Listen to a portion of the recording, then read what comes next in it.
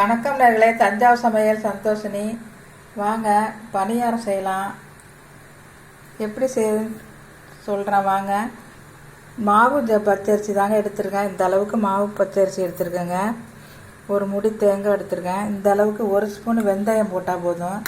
இது ரெண்டையும் நல்லா ஊற வச்சு ஒரு 3 மணி நேரம் ஊற வச்சு ரெண்டையும் ஒன்றா சேர்த்து நேவாக போட்டு அரைச்சிடலாங்க. மிக்சியில் கூட அரைச்சிடலாம். ஒரு முடி தேங்காய், ஒரு கப் சாதம் எடுத்துருக்கேங்க. இதையும் போட்டு எல்லாத்தையும் நேவாக போட்டு அரைச்சிட்டு உப்பு போட்டுக்கோங்க. ஏலக்காய் பொடி போட்டுடலாம். இந்த மாதிரி அரைச்சிட்டு வந்திருக்கேன் பாருங்கள். கொஞ்சம் ஒரு அரை மணி நேரம் புளிக்க வச்சா கூட போதும். சோடாப்பு கொஞ்சம் போட்டுக்கோங்க. ஏலக்காய் பொடி போட்டேன். இப்போ நம்ம வெல்லத்தை பாவு காய்ச்சி ஊற்றிக்கலாங்க. 3 அச்சு வெல்லம் எடுத்திருக்கேன்.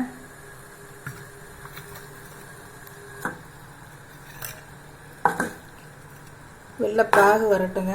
அடுப்பை ஆன் பண்ணிக்கலாம். இந்த மாதிரி கரைச்சிக்கணுங்க கட்டியாக. ஏலக்காய் பொடி சேர்த்தாச்சு, உப்பு சேர்த்தாச்சு. பாவை காய்ச்சி ஊற்றி நம்ம பணியாரம் ஊற்றிடலாங்க. சூப்பராக இருக்கும். நீங்களும் இதே மாதிரி செஞ்சு பாருங்கள்.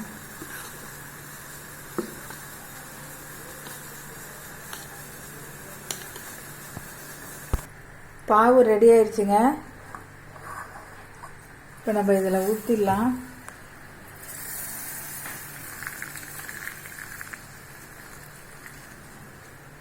ஊற்றியாச்சுங்க.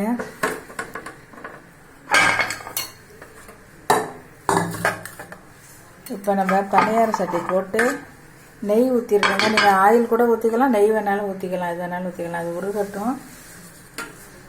இப்போ நம்ம இதை கரைச்சிக்கலாம். நீங்கள் தேவையான அளவு இனிப்பு போட்டுக்கலாங்க.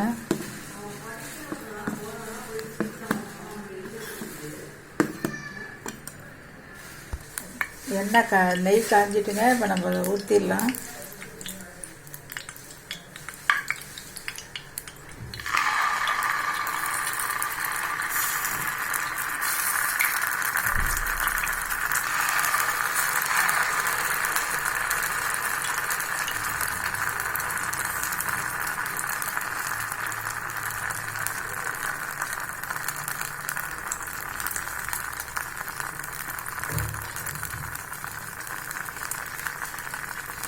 இப்போ ஊற்றியாச்சுங்க. நல்லா வேகத்தை எடுத்துடலாம். இப்போ நம்ம திருப்பி போட்டுடலாங்க.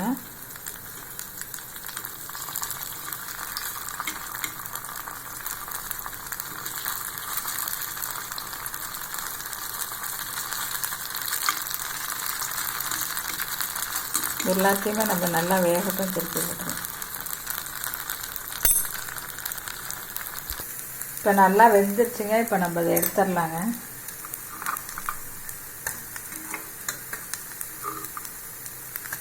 சூப்பராக இருக்குது பாருங்க. நம்ம எல்லாத்தையும் எடுத்துடலாம். இப்போ நம்ம பணியாரம் சுட்டாச்சுங்க. அதேமாதிரி டேஸ்டியாக இருக்கும். நீங்கள் சாப்பிட்டு பாருங்கள், செஞ்சு பாருங்கள், சாப்பிட்டு பாருங்கள். இந்த வீடியோ பிடிச்சிருந்தால் லைக் பண்ணுங்கள், ஷேர் பண்ணுங்கள், சப்ஸ்கிரைப் பண்ணுங்கள். வாழ்க வளமுடன்.